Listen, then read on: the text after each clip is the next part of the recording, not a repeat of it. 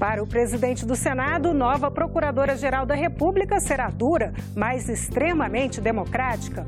Plenário pode votar amanhã proposta de financiamento de campanhas eleitorais. Projeto que permite que os boletos bancários possam ser pagos em qualquer banco está na pauta da Comissão de Assuntos Econômicos. Destaques desta edição do Senado Notícias.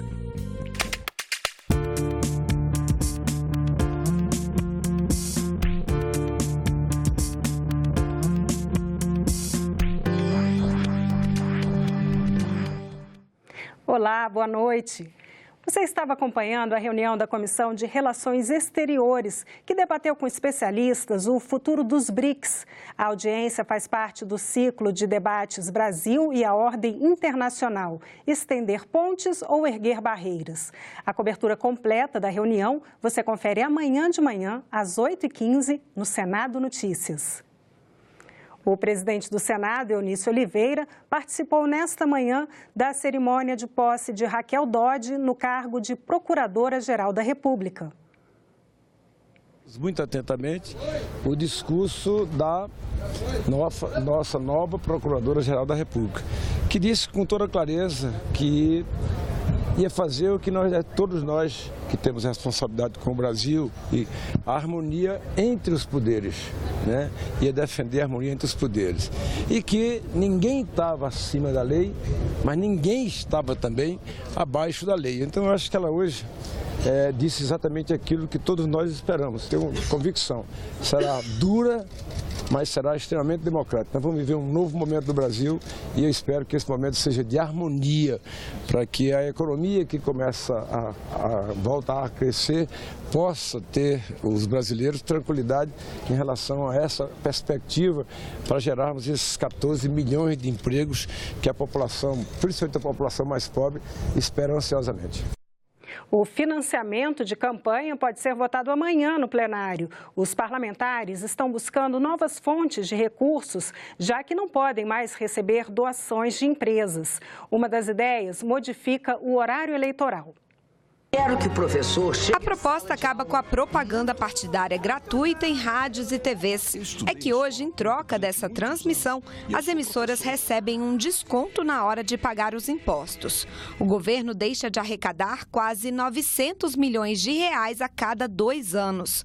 Pelo projeto, esse dinheiro seria destinado a um fundo para o financiamento de campanhas. Ele não tira um centavo de educação, de saúde, de nada.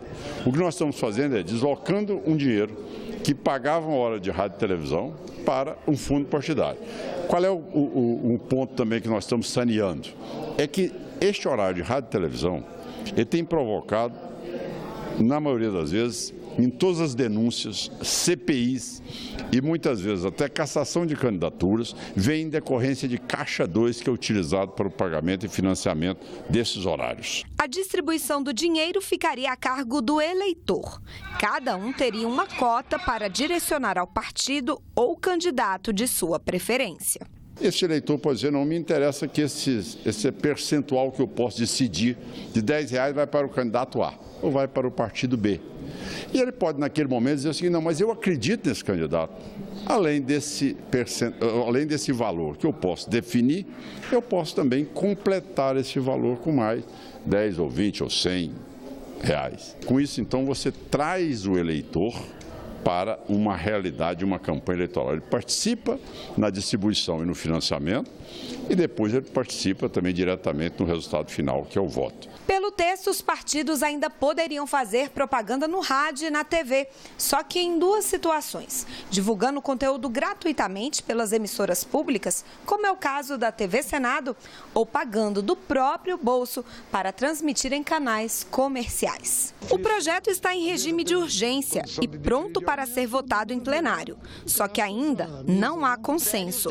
Os senadores incluíram outras propostas na pauta e vão tentar construir um texto alternativo. Eu acho que o que nós poderíamos fazer é aprovar algo aqui que pudesse ser uma alternativa viável para a Câmara dos Deputados, que eu vejo como a única forma de a gente poder contribuir nesse momento, porque do contrário, aprovar mais um projeto polêmico aqui, vai chegar lá, vai se misturar aqueles outros outras tantas propostas que não se encontra acordo, não é?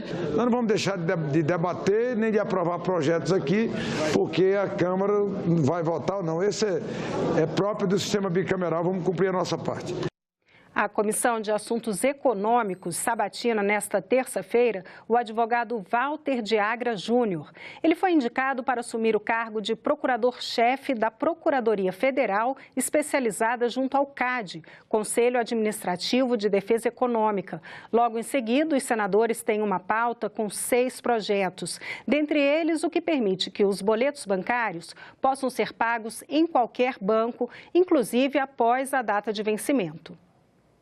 Hoje, boletos que passam do prazo de vencimento só podem ser pagos no banco que emitiu a conta.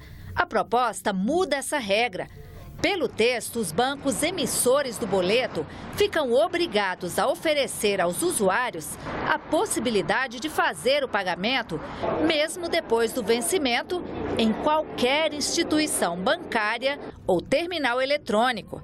Se aprovada a proposta, os bancos terão 180 dias após a sanção para se adequarem às novas regras. O objetivo da proposta, segundo o autor, é evitar que o consumidor tenha que se deslocar até a agência do banco emissor do bloqueto bancário no caso de pagamento após a data de vencimento do título, já que o sistema de pagamentos adotado no Brasil permite a integração entre as instituições financeiras, podendo qualquer uma delas proceder ao cálculo do valor dos juros e da multa devidos pelo pagamento em atraso, segundo instruções que constam do próprio bloqueto bancário. Está na pauta também um projeto que amplia o repasse de recursos que vem da exploração de petróleo para as áreas de saúde e educação. De acordo com o texto, as duas áreas deverão receber o valor integral dos chamados bônus de assinatura, que são valores que a empresa vencedora de uma licitação paga à União antes de começar a explorar uma jazida. Outra proposta que pode ser analisada na reunião cria um fundo para atender situações de emergência e de calamidade pública provocados pela seca. Os senadores também deverão analisar na Comissão de Assuntos Econômicos o projeto que muda de julho para setembro a data limite para o governo propor alteração na meta fiscal quando houver a necessidade de redução do superávit ou aumento do déficit. Em agosto, o Congresso aprovou a alteração da meta fiscal para este ano e para 2018. Duas comissões que analisam medidas provisórias que mudam regras do setor de mineração promovem audiências públicas nesta terça-feira.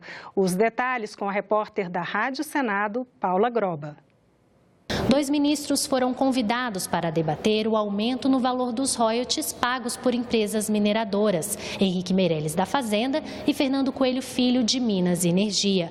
O governo aumentou por medida provisória a arrecadação no setor, cobrando alíquotas sobre a receita bruta das empresas. Já a comissão que analisa mudanças no Código de Mineração vai ouvir membros da FUNAI, de cooperativas de garimpo e do Instituto Brasileiro de Mineração.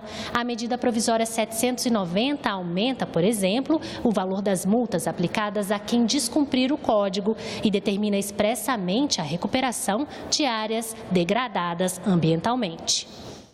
O programa Assunto de Estado, que vai ao ar hoje à noite, discute a revitalização do Rio São Francisco. A senadora Lídice da Mata afirma que há risco de desabastecimento de água no Nordeste se não forem tomadas medidas para recuperar o rio mais importante da região.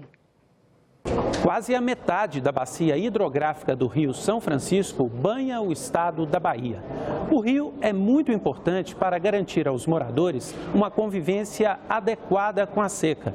Atualmente, 45% dos municípios baianos vivem sob estado de emergência por causa da estiagem que já dura quase 5 anos. Mas a situação pode se agravar se não forem tomadas medidas para revitalizar o São Francisco. O desmatamento e o descarte de esgoto são dois problemas que têm feito a vazão de água do rio diminuir. A senadora Lídice da Mata, que participa do programa Assunto de Estado, faz um alerta. Sem a revitalização do rio, pode faltar água para outros estados da região Nordeste, que se beneficiariam com a transposição do São Francisco. Isso traz uma esperança enorme para a população, gera uma expectativa de que o rio vai chegar para salvar a situação dessas pessoas em todo o Nordeste. E o que nós vamos vendo da Bahia, nós que conhecemos as veias centrais do rio, é que esse rio está morrendo.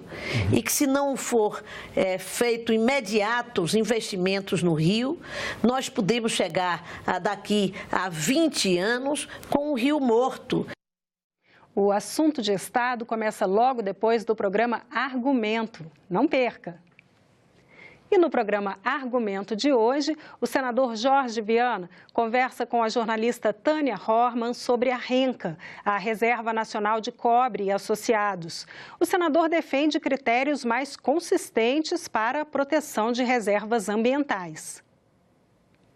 Esse decreto do presidente, que foi, é bom que se diga, por pressão da sociedade, foi suspenso, quer dizer, ele foi substituído por um outro, que agora está suspenso, por 120 dias, é uma tentativa de pegar uma área enorme, maior do que 40 países, nós estamos falando de uma área de 47 mil quilômetros quadrados, para quem não sabe o que é isso, o Líbano tem 10 mil quilômetros quadrados, Israel tem 20 mil quilômetros quadrados, quer dizer, 4 vezes o Líbano, maior do que a Bélgica, 1,5 vezes Israel e maior do que 40 países, a área que estavam querendo liberar para garimpagem, para exploração. É muito grave. A entrevista completa você assiste no programa Argumento, que começa daqui a pouquinho, logo depois do Senado Notícias. E nós ficamos por aqui. Você pode rever as reportagens desta edição na nossa página na internet, senado.leg.br/TV. Muito obrigada pela companhia. Continue sintonizado aqui na TV Senado.